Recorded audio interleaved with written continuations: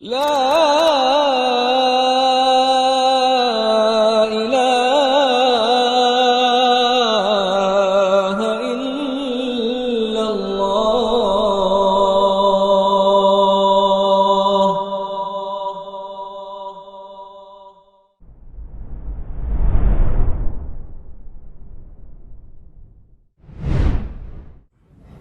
Assalamualaikum warahmatullahi wabarakatuh.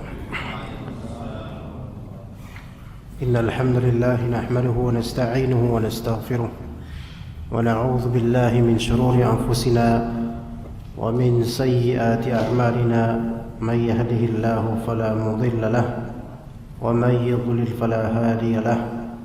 Asyhadu an la ilaha illallah wahdahu la syarika lahu وأشهد أن محمدًا عبده ورسوله لا نبي بعده.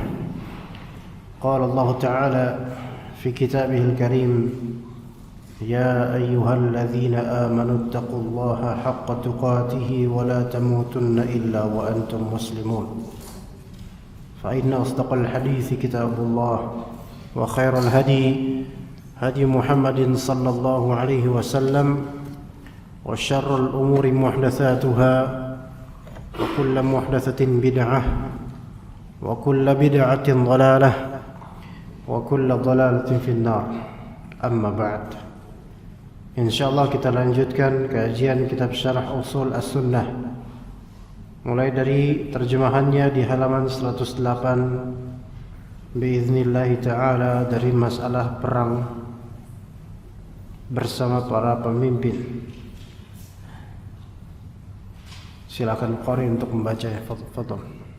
Bismillahirrahmanirrahim. Waalaikumsalam. Wa qawlu nabi wa al-mara'i ila yawmil qiyamati al-kulli wa al-fajri la yutaqun. Penulis berkata Imam Ahmad bin Hanbal rahimahullah, perang dilakukan bersama para pemimpin yang baik maupun yang buruk terus berlangsung sampai hari kiamat.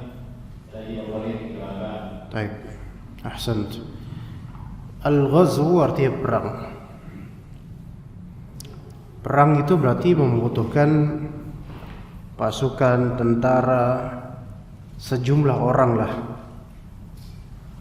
Dan hal ini namanya perang itu tidak bisa dilakukan sendiri-sendiri tanpa komando. Ya, al-ghazwu madin ma'al umara, dilakukan bersama para umara. Umara dimaksud umara yang muslimin. Ila yaumil qiyamah, dan hal ini syariat perang bersama pemimpin itu berlangsung sampai hari kiamat. Kemudian disifati al-barri wal fajir sebagai sifat untuk al-umara ini.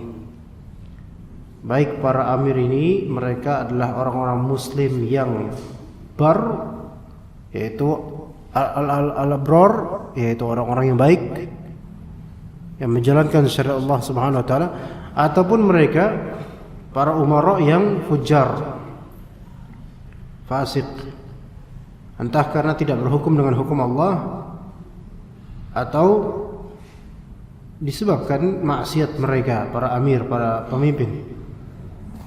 Tetapi ghazw, perang bersama mereka, ya. Sehingga ketika ada suatu kasus di daerah tertentu yang melazimkan terjadinya peperangan antar kubu atau rakyat, Muslim Ahlus Sunnah tidak ikutan kecuali jika memang disertakan oleh pemerintah yang sah untuk ikut berperang di sana. Ya. Dan alhamdulillah ketika ada kerusuhan dan semisalnya, segenap dari orang-orang utusan pemerintah itu berusaha untuk menyelesaikannya, dan itu bukan kewajiban kita sebenarnya, Mas kalian. Bukan kewajiban masyarakat awam, pribumi biasa, enggak. Melainkan ada penguasa yang mengaturnya, mengurusnya. Tapi ketika pemerintah ini mengharuskan kita untuk ikut serta, baik dalam mendamaikan atau dalam membela tanah air atau membela kebenaran, maka wajib untuk ikut bersama penguasa. Jadi dalam masalah ghazu, peperangan, itu tidak sendiri-sendiri, tidak bikin komplotan sendiri atas nama apapun itu, melainkan kita manut dengan penguasa baik bar maupun fajir. Hal ini tidak boleh ditinggalkan, yaitu ketaatan dalam masalah ini tidak boleh ditinggalkan. Kenapa? Karena kalau semua nanti masing-masing kelompok dalam kaum muslimin bilang ini ijtihad kami bergerak sendiri, maka semua kelompok nanti akan memiliki harakah dan pergerakan sendiri. Akhirnya terjadi apa? Fawdha, qital, khusumah yang lebih tinggi lagi, yaitu pertumpahan darah yang mungkin lebih tinggi lagi. Dan itu sebenarnya telah kita saksikan. Walaupun mungkin alhamdulillah tidak sampai pertumpahan darah, tetapi khusumahnya, pertikaian antara kaum muslimin kita saksikan di berita. Masing-masing dengan pendapatnya yang tidak ada yang benar. Ya. Maka ahlu sunnah dalam masalah ini tidak ikut-ikutan. Ya. Lalu ngapain ahlu sunnah? Menuntut ilmu, memperbanyak amal karena di masa fitnah, dan melakukan apa yang menjadi kewajiban keseharian kita. Lalu kapan kita membela umat Nabi SAW? Antum mencari nafkah untuk anak dan istri antum, untuk menegakkan agama Islam di keluarga antum, itu sudah membela sunnahnya Nabi SAW. Dan kalau misalnya antum menyia-nyiakan nafkah anak istri dan mereka terbengkalai, meninggalkan mereka begitu saja, walaupun antum dakwah 40 hari di tengah laut, antum berarti telah meredupkan sunnah Nabi SAW di rumah muslim. Jadi banyak orang berpikir menunaikan atau membela sunnah Nabi SAW harus bersifat masif. Tidak bisa kita mengubah sesuatu yang sifatnya masif atau makro, sementara yang bersifat mikro saja kita tidak mampu untuk menunaikannya. Baik, kita lanjutkan insyaallah perkataan Syekh Al-Albani tentang dua macam jihad. Fadhil.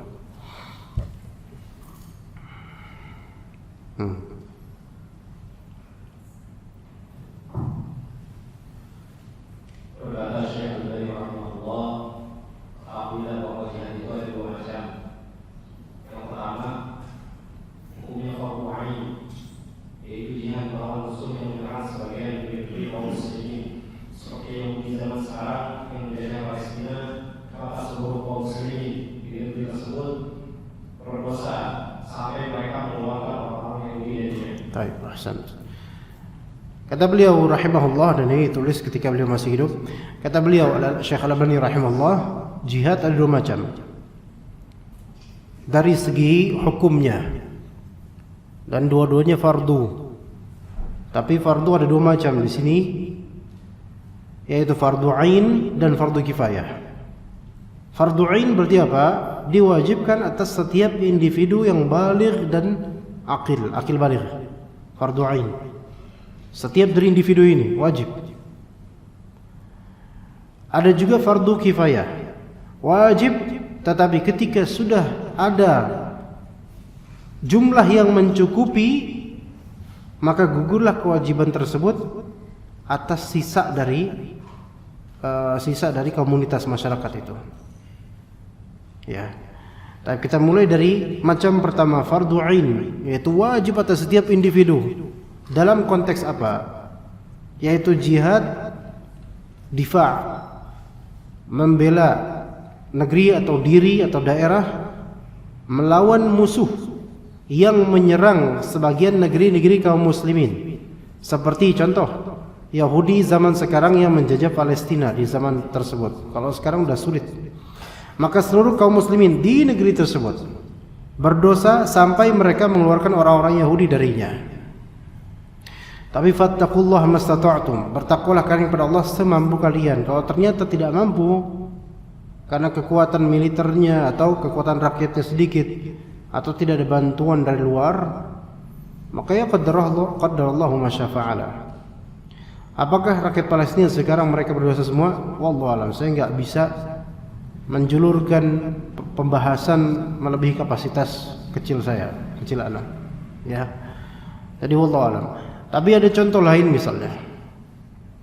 Kalau Cengkareng diserang oleh orang-orang kafir.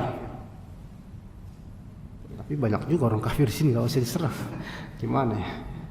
Misal Cilangkap, anak warga Cilangkap diserang oleh orang-orang kafir. Ya. Maka dan agresi atau penyerangan ini memang untuk menjajah Cilangkap. Maka wajib bagi kaum muslimin Cilangkap untuk mempertahankan daerahnya. Maka ini fardu ain bagi orang-orang yang akil baligh untuk mempertahankan itu. Begitu, itu di antara contoh. Ya, tetapi yang wajib pada awalnya adalah ulil amrinya, penguasanya bertindak dan mengerahkan. Apalagi negara yang sudah tersistema dengan sistem, yaitu ada tentaranya, ada polisinya, maka kewajiban pertama adalah waliul amri untuk mengerahkan pasukan dalam mendamaikan hal seperti ini. Tapi ketika tidak ada respon dan antum sudah terancam di situ, maka mau nggak mau ya antum lawan. Mau nggak mau ya antum lawan. Ada tahun 2005-2006 di Kalimantan Barat, di Pontianak tapi pedalaman. Ada beberapa santri yang memang dari pedalaman Kalimantan Barat, bukan di Pontianak, pedalamannya lagi jauh lagi. Dayak, ya. Kalau kita orang Jawa itu bertengkar itu kadang-kadang tengkarnya kita itu silentnya kita. Diam, nah itu bertengkar tuh, diam, perang dingin. Tapi kadang kalau bagi orang-orang daerah pedalaman sana, itu udah tebas-tebasan mainnya. Ada murid anak perempuan, tiba-tiba bapaknya datang. Itu pesantren fakir miskin ya, yatim piatu fakir miskin. Bapaknya datang dan memberikan kabar bahwasanya desanya di kampungnya itu kaum muslimin di sana sedang dibantai. Tidak masuk berita, nggak masuk berita. Dikepung, dibantai, nggak masuk berita. Nah di sini tahun 2005, itu setelah 2 tahun atau 1 tahun setelah peristiwa Sambas ya, atau peristiwa apa namanya daerah situ ya, antara Dayak sama Madura, Sampit. Sebenarnya melebar ya, nggak cuma di situ doang. Tapi di Kalimantan Barat udah melebar kasus tersebut 2003 atau berapa. Tapi ini enggak antar Dayak ya. Yang muslim dibantai. Sampai ada di antara mereka yang jasadnya digeret di aspal dan kepalanya itu digeret gitu ya. Tapi bapak ini berhasil melarikan diri, lolos. Nggak bisa wartawan masuk karena sudah dijaga terlebih dahulu. Ini terjadi di Indonesia ketika itu. Ya sudah sejarah yang terkubur, nggak bisa terkuak karena nggak ada jejaknya. Tapi ketika itu orang tua murid anak itu mengucapkan itu.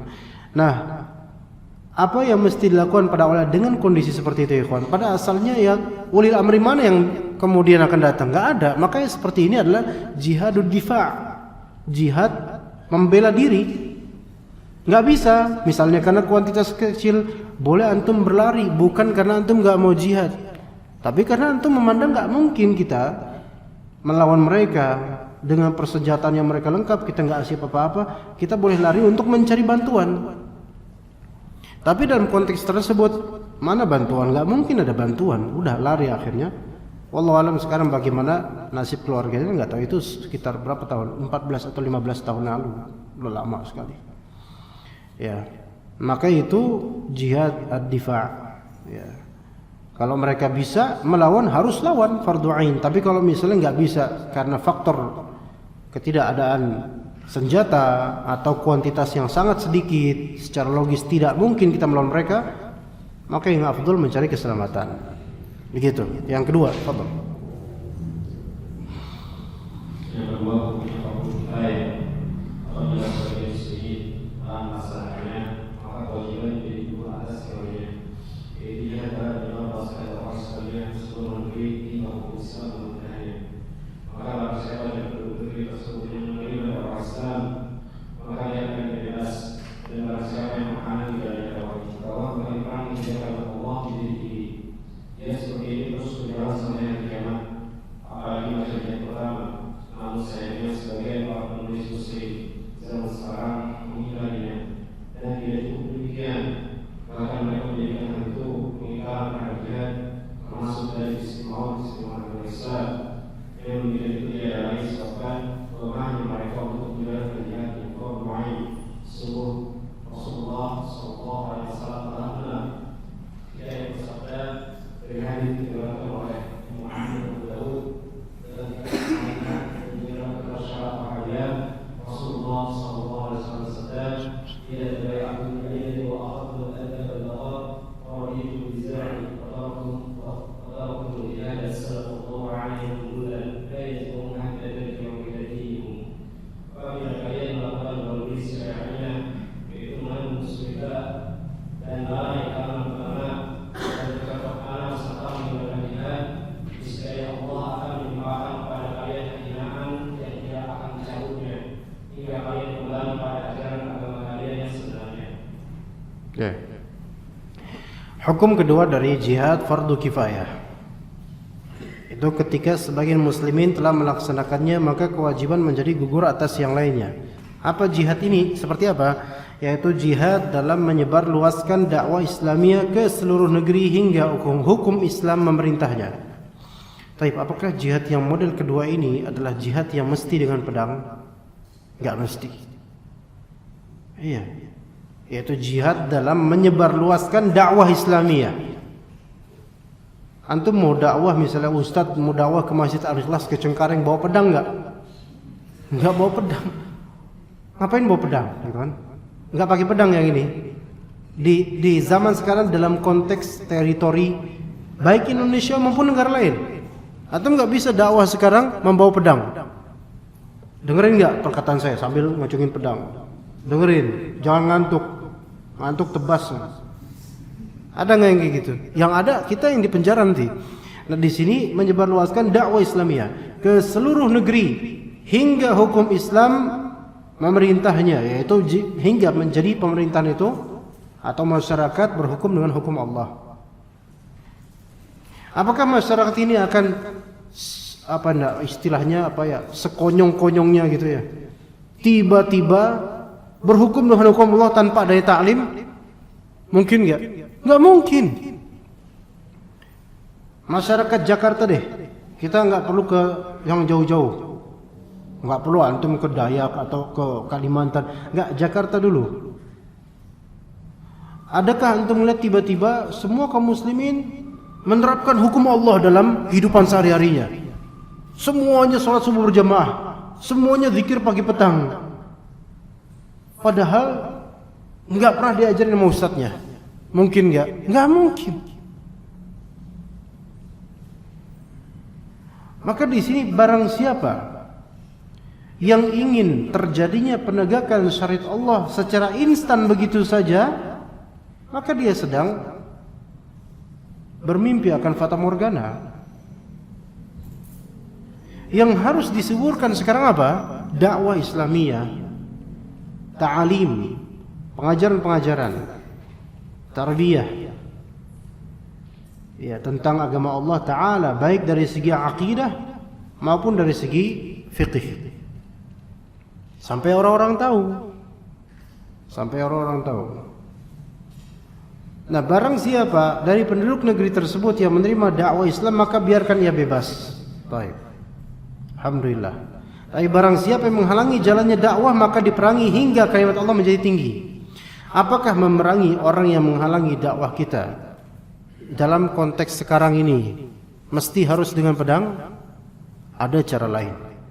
Karena kalau kita langsung dengan pedang, repot urusannya. Bahkan akan tersumbat, makin terhalang nantinya. Ya. Misal pemerintah, Pemprov menerapkan atau memerintahkan tidak boleh ada pengajian dulu, misal karena korban corona makin melonjak misalnya. Ya. Apakah antum akan berkata, wah ini penguasa kita dia menghalangi jalannya dakwah, maka harus kita perangi hingga kalimat Allah menjadi tinggi? Kira-kira gimana menurut antum kalau kita ngomong? Ya enggak gitu juga kan ya. Tapi anggaplah memang misalnya penguasa kita memang tidak suka dengan dakwah tauhid. Apakah antum kemudian akan datang ke istana bawa pedang? Mana presiden, mana presiden? Saya penggal misalnya. Ada. Ya, datang ke istana. Istana di mana istana? Ya, Istana Bogor. Taunya salah jalan, taunya ke Istora, ya. Dengan pedang nggak bisa antum. Nggak bisa. Kadang-kadang dengan kesabaran. Jihad seperti ini terus berjalan sampai hari kiamat, apalagi macam jihad pertama tadi yang fardu ain. Namun saya ingin sebagian para penulis zaman sekarang mengingkari adanya jihad, di antaranya jihad dengan pedang. Iya, memang sekarang kita belum bisa, dan bahkan lebih bermadarat kalau kita bawa pedang kemana-mana untuk mengislamkan orang atau mengembalikan orang ke syariat Islam. Tapi jangan sekali-kali ingkari bahwasanya itu ada dalam Islam, ada dalam Islam. Sebagai penulis zaman sekarang mengingkarinya, dan tidak cukup demikian, bahkan mereka menjadikan pengingkaran terhadap jihad tersebut termasuk keistimewaan agama Islam. Ini bertentangan. Padahal Allah Subhanahu wa taala berfirman, "Faqatil fi sabilillahi la tukallafu illa nafsaka wa harridil mu'minin." Maka berperanglah engkau di jalan Allah. Tidaklah engkau dibebani kecuali atas dirimu sendiri, dan wa harridil mu'minin, anjurkanlah, serukanlah orang-orang kaum mukminin untuk melakukan jihad. Taib, memang betul kata ulama kontemporer, dan ini sahih pemikirannya, bahwasanya di zaman sekarang yang lebih dibutuhkan, tanpa menafikan jihad dengan pedang, yang lebih dibutuhkan adalah jihad dengan lisan, jihad dengan bayan, jihad dengan penjelasan, supaya orang-orang paham. Kalau misalnya sekarang kita tunaikan langsung dengan pedang, orang-orang pasti salah paham, nggak bakal paham mereka. Apalagi Cengkareng, ya, dikobarkan sama ustadznya pengajar syarah usul sunnah, kita harus jihad, jangan cuma diam, masih banyak orang-orang kafir di sini, misalnya gitu. Beli pedang, celurit, petasan dan seterusnya. Ya, dengan berangkat dari kalimat tadi, wa harridil mu'minin, kobarkanlah semangat kaum mukminin. Akhirnya DKM menyediakan peralatan. Sok mangga nih. Alhamdulillah udah beli grosiran, dipengurahin sama pedagangnya. Ternyata ustadznya dagang pedang. Ya enggak gitu kan? Enggak gitu. Kemudian berkomplotan datang ke kampung Ambon dan seterusnya. Mana tuh? Mana orang kafir? Ya jadinya malah perang. Mereka boro-boro mereka masuk Islam, makin benci sama Islam, dan setan bakal menang di sini. Tertawa tuh, lihat tuh orang-orang bahlul, salah paham mereka, gitu. Ya, malah jadi Islam yang tertuduh. Tapi di sini ada enggak di kalbu kita tuh keinginan untuk berjihad, ya kawan? Ini yang masalah.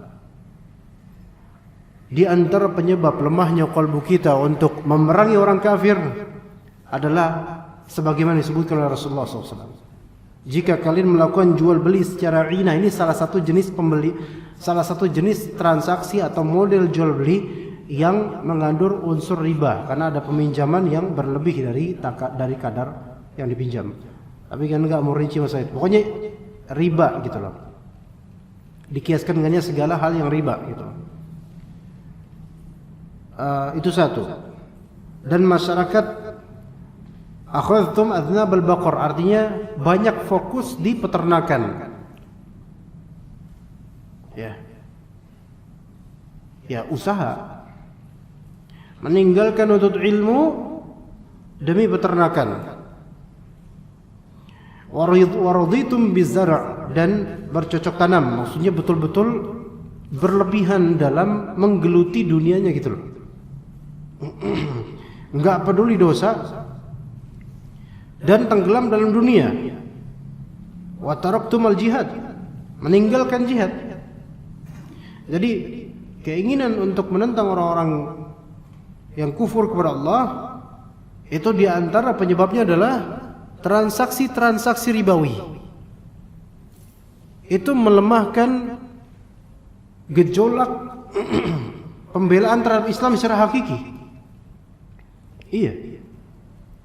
Karena orang yang sengaja melakukan transaksi ribawi, maka dia telah berbuat dosa besar, menurunkan kadar imannya, dan Allah kumandangkan apa? Peperangan dari Allah Subhanahu wa taala. Ya, jadi gimana? Allah enggak berpihak kepada kita, orang kafir enggak berpihak kepada kita, ya kita gimana mau ngelawan? Enggak punya kekuatan. Sudah gitu, dan ini merupakan kelaziman ya. Orang yang biasa bertransaksi ribawi, dia biasanya akan tenggelam dalam hal-hal duniawi. Enggak bisa move on dia dari hal duniawi menuju hal ukhrawi. Ya, antum perhatikan aja orang-orang yang bekerja di lembaga keuangan ribawi. Ya. Coba di lembaga apa namanya? Ya, semacam itulah ya. Antum kemudian bilang ke tellernya, "Mbak, kok sampean mau sih kerja di tempat riba kayak gini?" Ya, sambil mulutnya dibuat-buat ngeremehin. Ya, ini kan riba, Mbak. Teller yang antum biasa yang teller biasa nyetor uang bukan tuh ya? Kayak gitulah ya. Di setengah dia, "Ada yang bisa saya bantu, Pak?" "Enggak, saya mau ngasih mau'izah hasanah aja buat Mbak," gitu. Masya Allah. "Mbak kok betah sih kerja di sini gitu loh. Padahal kan ini kan membantu riba, Mbak. Dan seterusnya ngoceh gitu. Mas sendiri kenapa kok mau nabung di bank kita?" Itu skakmat itu. Saya kan kepepet, Mbak. Lah begitu juga dengan saya. Nah, kan gitu jadinya. Susah kan sekarang kalau kita nasihatin. Karena kita juga terjerat juga di situ gitu loh. Makanya benar kata Nabi SAW menurut Sahih Bukhari dan juga Sunan An-Nasai, akan datang zamannya sampai orang-orang yang enggak mau kena riba pun kena percikannya. Iya enggak? Sekarang siapa yang antum bekerja di perkantoran dan antum tidak punya kartu ATM bank ribawi? Ayo, siapa yang clean, bersih total? Jarang dong. Ya kalau ada alhamdulillah. Tapi biasa dikeluarin dia karena nggak sama itu kartunya sama pegawai lain. Diwajibkan punya ATM, punya kartu ATM ini.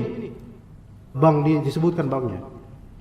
Yang syariah dong, nggak bisa, harus pakai ini. Kata, saya nggak mau, ya udah keluar, kan gitu. Atau siapa di antara pedagang yang konsisten dengan suatu bank syariah yang justru outletnya atau gardu ATM-nya jarang sekali temukan. Enggak mau nyebut bank-bank ini nih ya. Ya kalau Anda sebut semuanya pasti punya. Bahkan yang lagi ngomong pun punya. Ya kan? Kena percikannya enggak? Kena percikannya. Ya, tapi kan kita sama sekali enggak menginginkan itu, ikhwan.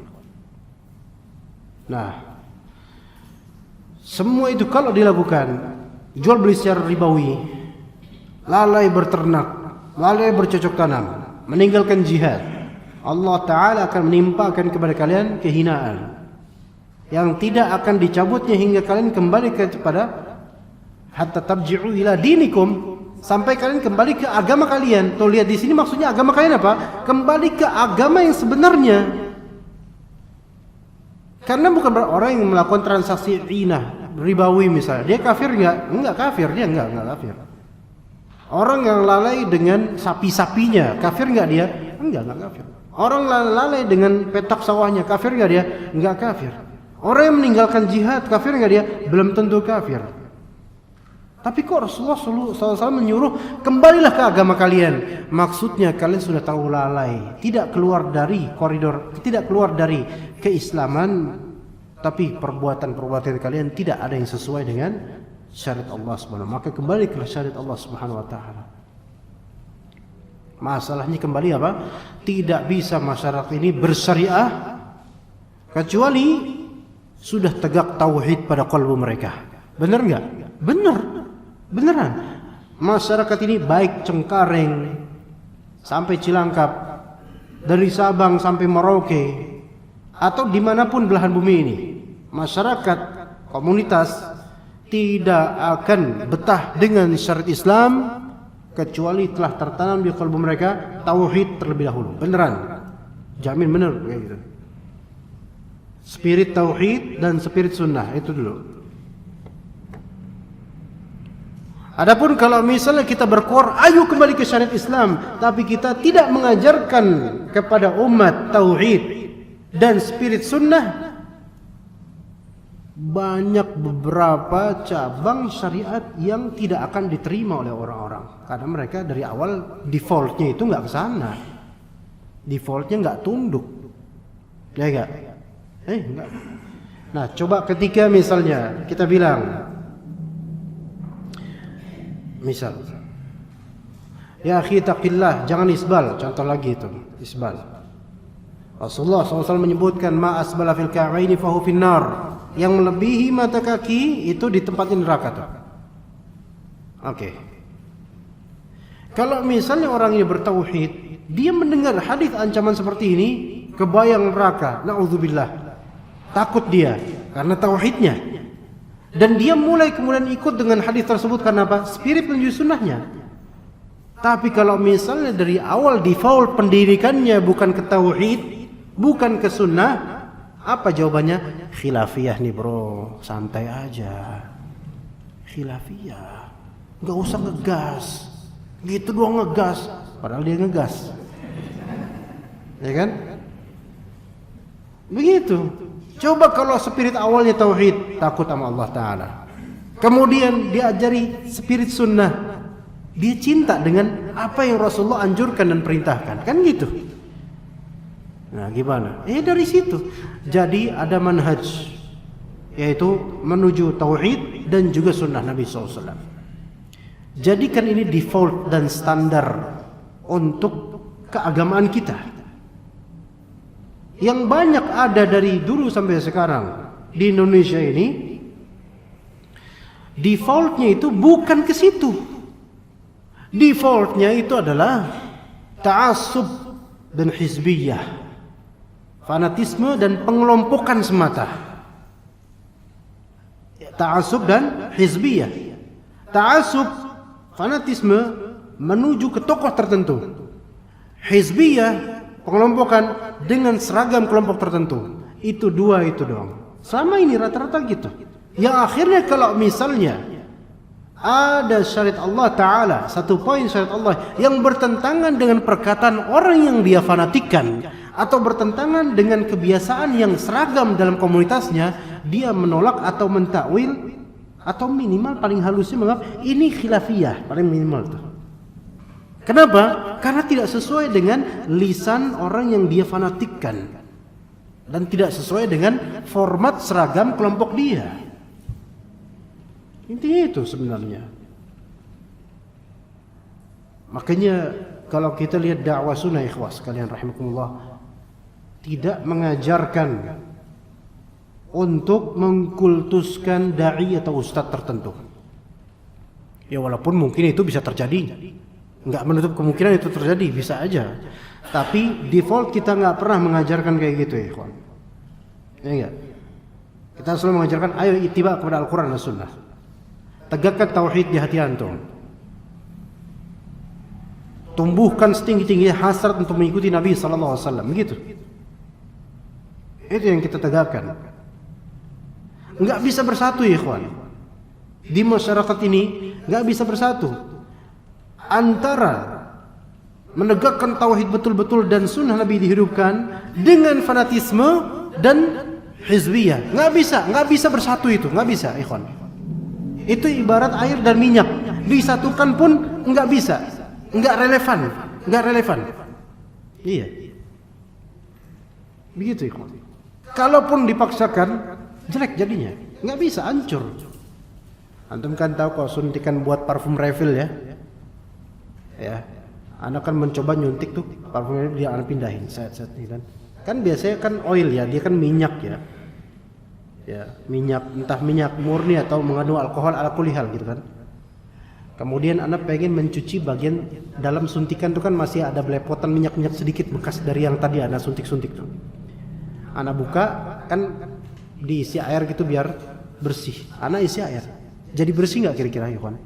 Enggak, malah jadi warnanya putih-putih ancur-ancur gitu, jelek malah jadinya. Maksudnya apa di sini? Kalau dipaksa di blending antara tauhid dan sunnah dengan ta'assub dan hizbiyah, kotor jadinya. Kotor dan rusak jadinya. Beneran. Maka kalau misalnya di Cengkareng nih, ya, siapa Syekhul Islam Cengkareng misalnya? Ustadznya Syekhul Islamnya Syekhnya Cengkareng misalnya. Jangan Anda, walaupun sepertinya antum pengen ngangkat Anda, jangan. Anggap aja nah, karena nggak enak contohin ustadz lain. Nggak, anggap aja nah. Ya, Syekhul Islamnya di sini Ana misalnya. Kalau misalnya Anda datang, semua pada tahlil, rebana gitu. Tapi di sisi lain, agungkanlah Allah Ta'ala dengan sebenar-benar panggungan tauhid. Nggak nemu. Antum lihatlah di majelis-majelis lain yang bersikap berhulu terhadap ustadznya atau da'inya. Antum rasakan sendiri, mungkin dulu mantan ikutin majelis-majelis seperti itu. Ya, adakah di situ tauhidnya kurang apa? Kurang. Yang ada apa? Malah lebih berat ke apa? Ke da'inya. Ikut sunnah Nabi kurang. Kecuali kalau dikomandoi oleh da'inya baru. Salawat semua baru. Khalas. Tapi diseru azan nggak mau ikutan. Nah ini gimana? Ya, jadi itu dua hal, tauhid dan sunnah, asas manhaj kita. Kemudian lawannya adalah ta'assub dan hizbiyah. Ya begitu. Karena kalau kita pakai ta'assub dan hizbiyah, antum sama-sama salah, satu kelompok, nggak enak saling negur kesalahan, nggak bisa. Karena udah ada sekat apa? Hizbiyah, nggak bisa menasihati. Iya. Tapi kalau misalnya dasar antum tauhid dan sunnah, antum punya pembelaan. Ini berdasarkan tauhid, ini syirik. Berani antum ngomong. Afwan, ini melanggar sunnah Nabi, berani antum ngomong. Iya. Begitu. Coba misalnya ada dai yang mengajarkan untuk mengkultuskan dirinya, cukur jenggot. Pak Ustadz, maaf nih Pak Ustadz nih.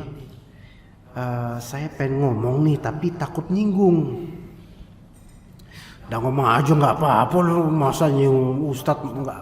Insya Allah sabar Ustadz. Gini Ustadz, kata Nabi SAW, a'ful liha atau wa'ful liha, biarkanlah jenggot. Rasulullah berjenggot Ustadz. Abu Bakar dan seluruh sahabat umumnya berjenggot, yang saya tahu gitu. Saya cuma pengen ngomong gitu aja Ustadz. Ustadznya udah marah. Siapa yang meracuni pemikiranmu nih? Terus kenapa kalau misalnya Rasulullah jenggot? Ya maksud saya, kan selama ini kan kita selawatan, berusaha mau ngikutin Nabi. Saya pengen ada contoh dari Ustadz, jenggotan. Oh nggak bisa, itu hak saya gitu.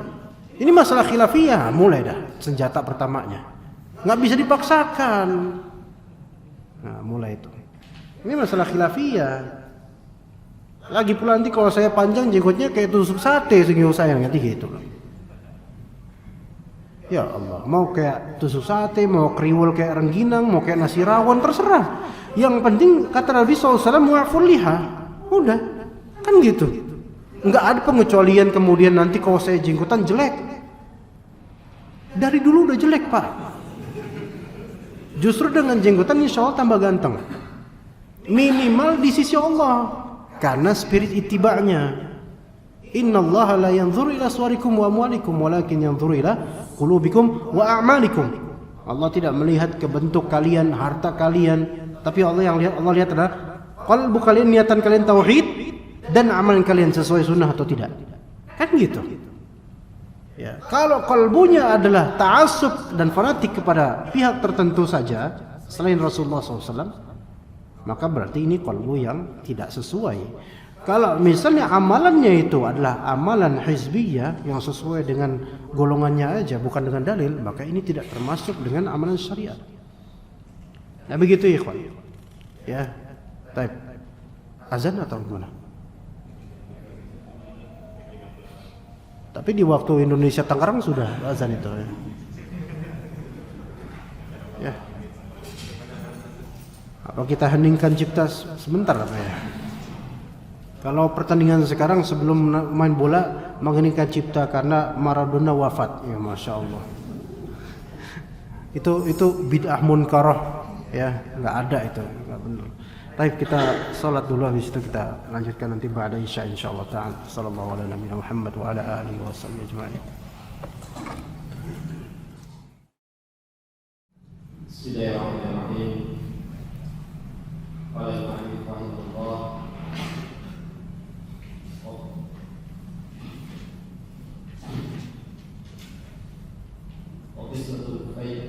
وقسمة الفيء وإقامة الحدود إلى الفائدة الأرض ليس لأحد أن يطعن عليه ولا يتنازع.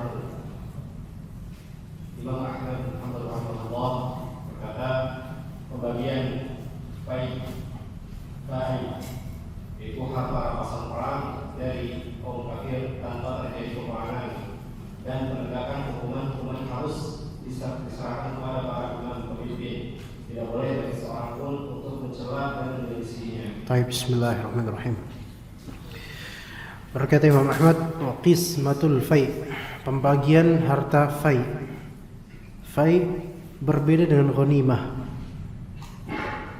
Sama-sama harta rampasan perang terhadap orang kafir, tapi perbedaannya ghanimah itu biasanya dimutlakkan pada harta rampasan perang dari orang kafir yang terjadi sebelumnya peperangan. Menang kaum muslimin, dilucuti kemudian harta-harta orang kafir, kemudian dibawa oleh kaum muslimin. Baik harta tersebut berupa manusia yang akan menjadi budak, jadi asalnya perbudakan itu dari peperangan, atau materi berupa benda-benda tertentu yang berharga, baju besi, baju perang, emas, dan seterusnya. Ya, itu ghanimah karena telah terjadi peperangan sebelumnya. Tapi kalau misalnya harta rampasan perang ini tanpa terjadi peperangan, namanya fai, harta fai namanya, bukan harta ghanimah. Biasanya disebut fai. Entah itu karena mungkin musuh kaum muslimin ketika itu ketakutan melihat kaum muslimin jumlahnya besar, banyak. Akhirnya mereka tidak mau melanjutkan peperangan dan meninggalkan hartanya, gitu aja. Mungkin sebagai perdamaian atau apa. Maka harta tersebut namanya harta fai, bukan ghanimah. Nah, harta fai ini bisa menjadi rebutan jemaah, gitu. Tapi tidak boleh. Harta fai diserahkan kepada imam, ditaksim nanti pembagiannya oleh imamnya. Mungkin komandan yang memang diserahkan jabatannya untuk itu, ya. Dan juga wa iqamatul hudud, dan penegakan hukuman-hukuman had.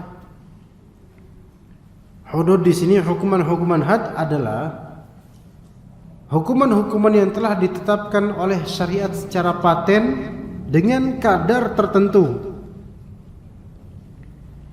Contoh had zina yang masih bujang atau yang sudah berpasangan, ya, itu ada. Kemudian had as-sariqah, was-sariqu was-sariqatu faqta'u aydiyahuma jazaa'an bima kasaba nakala min Allah. Yaitu orang yang mencuri dan sariqah. Definisi mencuri itu pun ada lagi nanti dalam fikih. Ya. Itu pun nanti ada potong tangan. Yang menetapkan itu syariat Allah Subhanahu wa taala. Hukumannya seperti apa Allah yang syariatkan.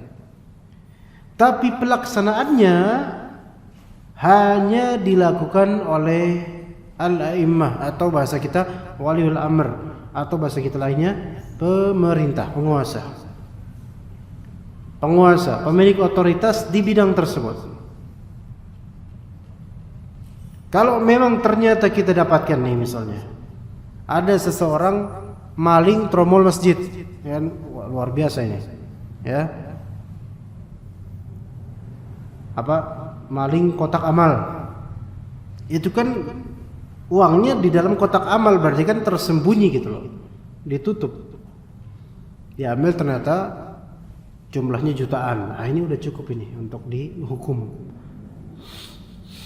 Maka pihak DKM masjid kemudian menangkap malingnya yang ternyata tetangga masjid. Maka DKM pun menetapkan bahwasanya pada hari Ahad nanti akan terjadi hukum had yang akan diselenggarakan oleh DKM Masjid Al-Ikhlas. Gimana? Penegakan hukum had, hukum syariat Allah. Kata antum, gitu kan? Benar sih hukum syar'i, tapi penerapannya dan kaifiyahnya ini yang salah. Gitu ya. Dipotong tangannya kemudian disaksikan oleh warga agar mereka jerak, wahai ustaz, supaya mereka tahu inilah syariat Allah. Betul, itu syariat Allah, tapi antum menerapkannya pun tidak dengan syariat Allah. Kenapa? Karena antum bukan waliul amri di negara ini. Antum DKM. Apalagi non DKM. Jemaah ittafaqal jama'atu, ya misalnya para jemaah bersepakat untuk menghukum had, enggak? Ada orang ketahuan nyolong maling, dia maling sendal. Maling sendal diuber sama warga. Ketangkep, wah dipukulin, dilemparin batu, Masya Allah, sampai bonyok dan hampir meninggal. Udah patah di sisan, mumpung nih. Kapan lagi kita ngebunuh orang? Gitu kata mereka masyarakat. Padahal maling sendal atau maling ayam atau maling lainnya lah, benda-benda yang lebih murah daripada handphone anak, ya. Nah, itu siapa yang menerapkan harusnya? Penguasa. Dalam bidang ini kepolisian. Mereka penegak hukumnya di sini. Maka nggak boleh orang rakyat biasa atau penguasa tapi bukan di bidangnya untuk menegakkan itu, nggak boleh. Penguasa tapi bukan di bidangnya gitu loh. Ada maling ayam atau maling apalah gitu yang mahal gitu ya. Kemudian Menteri Olahraga menerapkan hukum had. Ya nggak nyambung. Ya ada bidangnya tersendiri gitu loh. Seperti itu ikhwan. Karena kalau misalnya kita liberalkan siapa aja boleh menghukum untuk hukum had, akan terjadi nanti negara di dalam negara. Ya atau tidak? Iya. Itu hukum had ikhwan. Perhatikan beda hukum had dengan hukum ta'zir. Ta'zir ini lebih luas lagi. Ta'zir adalah hukuman yang tidak disebutkan secara paten dalam Al-Quran atau As-Sunnah, tapi ditujukan untuk mencegah madarat dan menegakkan maslahat sebagai pelajaran dan ibrah. Itu bisa dilakukan oleh orang biasa, terutama guru misalnya, boleh. Misalnya anda tanya, akhi yang ngaji nih, Pak, sampean ngerti nggak kalimat tauhid? Ayo kalimat tauhid. Pada bengong gitu. Kalimat tauhid apa ya? Saya udah 6 tahun hijrah dari TV ke YouTube, tapi nggak tahu apa tauhid itu. Tahu nggak kalimat tauhid? Ternyata ada di sini nggak tahu misalnya. Ternyata ada satu orang nggak tahu, walaupun kayaknya banyak nih nggak tahu nih ya. Kalimatul ikhlas. Anda tunjuk, akhi, jawab. Apa ya Ustaz ya? Astagfirullahaladzim. Bukan astagfirullahaladzim, jawab. Kalimat ikhlas ya. Ikhlas Ustaz.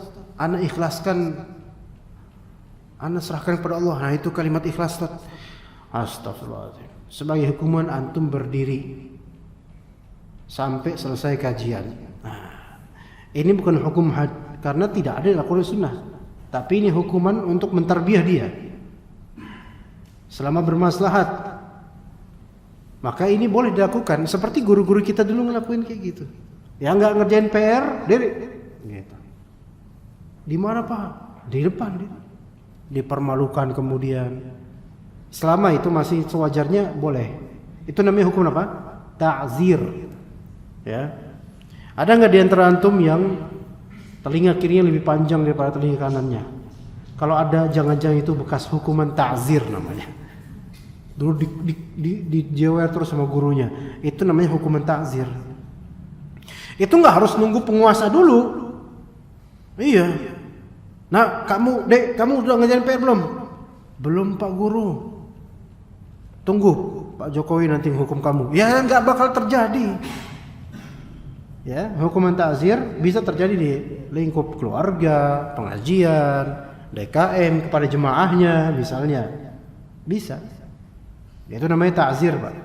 Adapun ta'zir bisa diterapkan oleh rakyat biasa, tapi dengan sewajarnya. Begitu. Ya.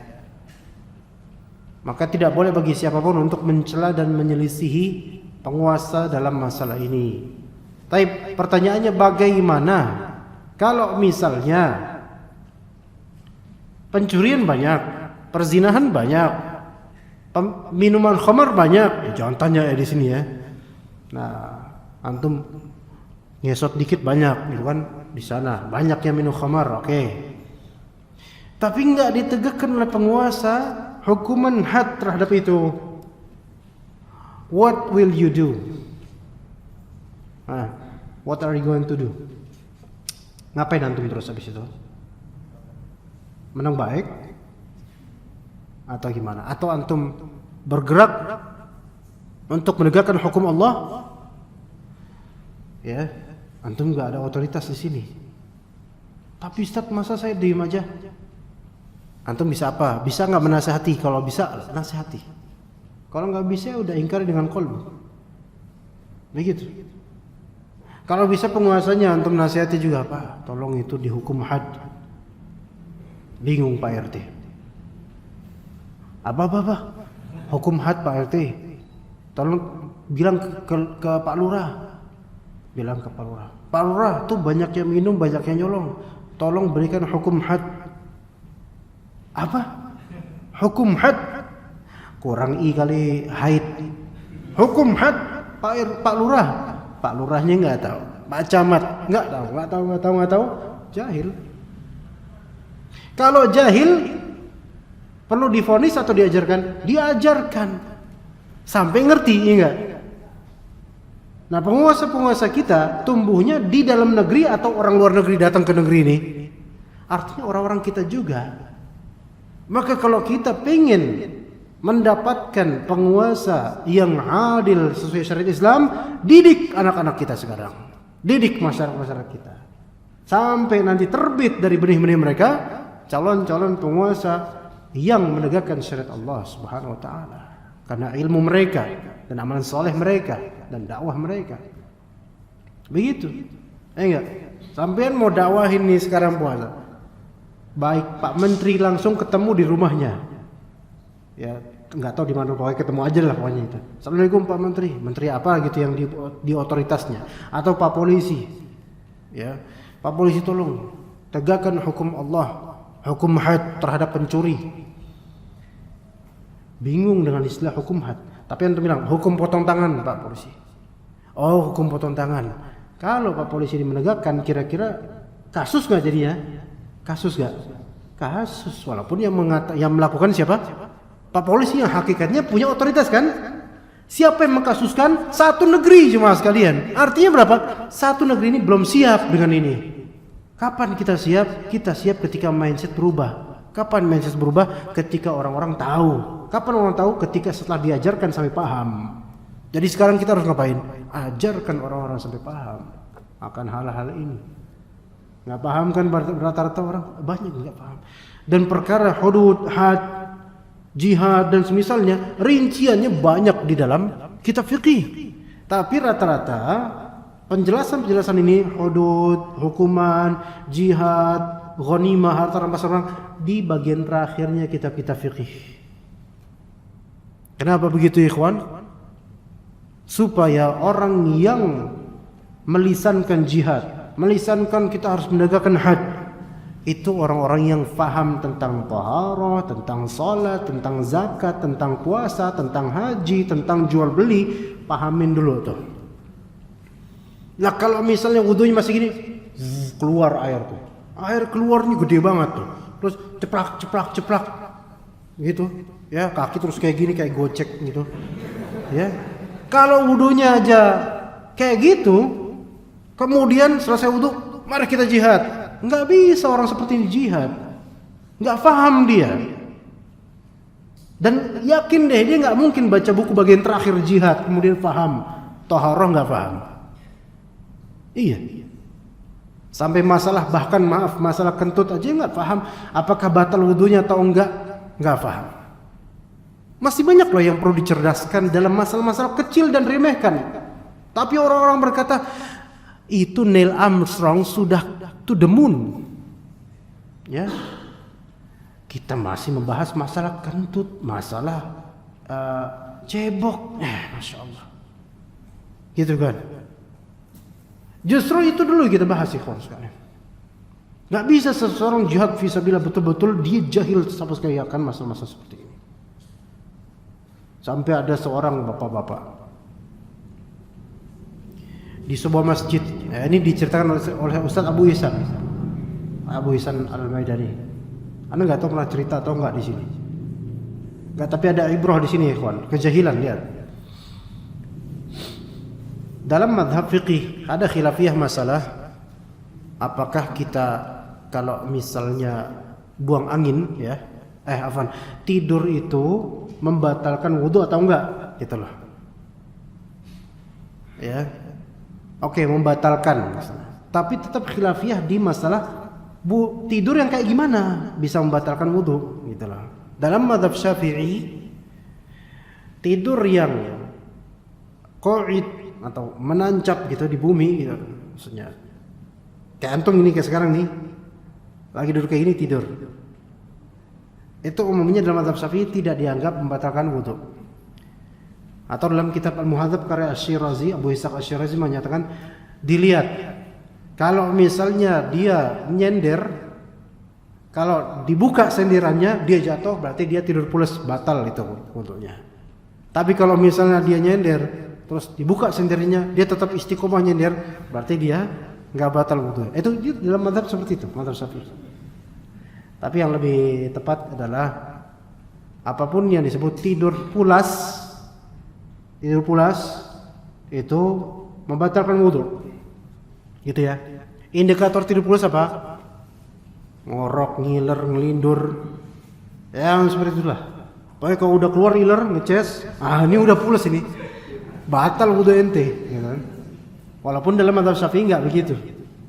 Tapi yang sahih adalah ketika tidur pulas enggak sadar udah, apalagi di Jumatan, capek, enggak dengar khotib lagi berbicara apa, jauh khusyuk banget.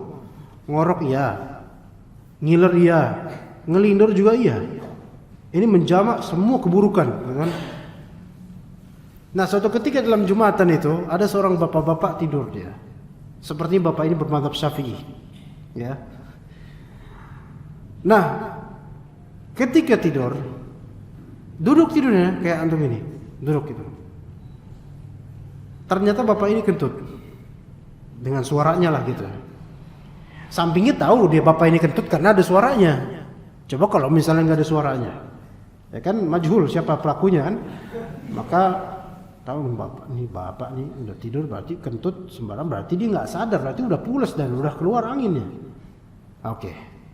Kan biasanya kalau orang udah tidur Jumatan khusyuk itu kan dia ada beberapa fase ya. Yang fase bangunnya itu ada dua model.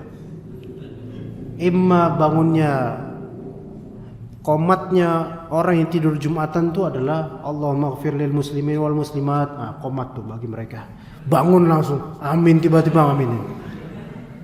Oke, ini fulan ini beliau saking pulasnya sampai komat hakiki, ya. Komat beneran baru beliau bangun. Bangun, masya Allah cepet ya, masya Allah. Cepet lu tidur gitu kan, ya. Bangun dia. Dia tegur sama sampingnya, Pak maaf, wudu Pak. Kenapa wudu, orang nggak apa-apa. Wudu Pak batal. Apa enggak batal, orang tidur biasa ketok. Tadi kentut sampai Pak, kamu nuduh sembarangan saya loh. Gitu, nggak terima dia. Nggak terima. Padahal ini syahid. Ya, saksinya. Saksi hidup bahwasanya bapak ini kentut tadi. Dan tidak bisa disangkal lagi. Sekiranya ada 4 saksi mungkin bersaksi semua bahwasanya bapak ini kentut gitu. Cuma bapak ini tetap bersikukuh bahwasanya tidur nancep nggak mungkin kentut. Nggak mungkin kentut bagi yang tidur nggak ngerasa kalau dia ngorok aja nggak tahu keluar apa kan. Apalagi lubang situ ya nggak tahu. Dalam masalah ini aja, masalah furu' ikhwan, bisa bertengkar orang. Di satunya disebabkan tidak faham, satunya faham. Nah yang faham kadang-kadang memberitahu yang tidak faham, yang faham yang kalah. Antum faham kebenaran, antum kasih tahu udah baik-baik, Pak, maaf Pak, ini. Dimarahin antum habis-habisan. Antum yang dianggap kamu jahil dan seterusnya. Ada masjid, ya masjid hijau, bukan yang dilengkap, warnanya aja hijau. Nah, ada ikhwan sholat di situ, sholat, digerakin pas tasyahud, jemarinya. Ini hadis, ya, ada hadisnya. Cuman khilaf di antara ulama, hadisnya ini diamalkan atau tidak, itu khilaf di antara ulama. Digerakkan dia. Beberapa bapak-bapak kan di masjid tersebut nggak pernah melihat hal seperti ini, asing. Iya. Ini melihat kayak gini tuh, ibarat melihat Indomaret tahun 80-an, nggak ada. Apa ini orang gitu kan? Selesai ikhwan ini sholat, berjamaah di samping. Selesai ikhwan sholat, assalamualaikum warahmatullahi wabarakatuh. Nah, bapak samping nanya, kamu kenapa kayak gitu gerak-gerak jemarinya? Dia bilang, sunnah Nabi Pak, Rasulullah SAW. Dimarahin dia. Sunnah, nggak ada sunnah-sunnahan di sini. Di masjid ini nggak pernah ada seperti itu. Nggak usah kamu ngomong sunnah. Digituin. Karena apa ikhwan? Nggak tahu, jahil. Kalau ini syarat yang masyhur, walaupun sebagian ulama mengatakan dia hadis ini tidak diamalkan karena syadz. Walaupun sahih tapi syadz. Jadi apa edukasi yang diperlukan jemaah sekalian? Edukasi pemikiran, pemahaman yang harus betul-betul disebarkan secara masif. Dan harus disertai dengan keikhlasan. Tidak harus ditargetkan sampai kapan kita mengajar. Karena capek antum mau mikirin itu.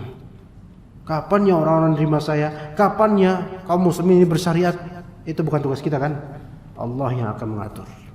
Maka dengan ini ikhwas sekalian, apapun ilmu yang antum dapatkan di masjid ini atau di masjid lain atau melalui media sosial atau seterusnya, bersemangatlah untuk menyebarkan. Balighu anni walau ayah.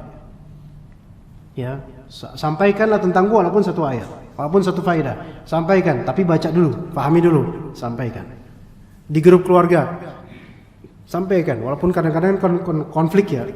Ya sebijaknya antum lah. Di grup alumni, ya tuh reuni, ya sampaikan, walaupun sedikit. Sampai orang mengetahui bahwasanya antum itu ikhlas dalam menyampaikan. Ya begitu ikhwas sekalian. Maka mari kita sama-sama menanam saham dakwah di bidang masing-masing dengan kapasitas masing-masing. Tidak harus menjadi ustadz untuk men-share kebaikan. Melainkan bisa jadi justru ketika antum bukanlah ustadz, bukanlah dai terkenal, tapi antum lebih terjaga keikhlasannya, itu malah lebih baik insyaallah taala. Untuk anak antum, untuk istri antum, ajarkan zikir setelah sholat, zikir pagi petang atau apapun yang baik untuk mereka. Bimbing mereka menuju surga. Siapa tahu dari benih antum nanti terbit orang-orang yang berbuat adil di tanah air ini insyaallah taala. Ya, di bibit anda juga insyaallah, jangan bibit antum doang. Semuanya insyaallah, kaum muslimin ahlus sunnah wal jamaah dan kaum muslimin pada umumnya insyaallah generasi berikutnya harus husnudzon pada Allah. Insya Allah generasi kita berikutnya lebih baik.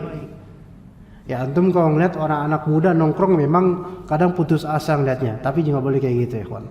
Ada nanti Allah Ta'ala berikan generasi yang lebih baik daripada sekarang. Buktinya generasi anak-anak kita, coba sekarang anak-anak antum sekolah di sekolah yang yakin lebih baik dari sekolah antum dulu. Iya atau enggak? Iya.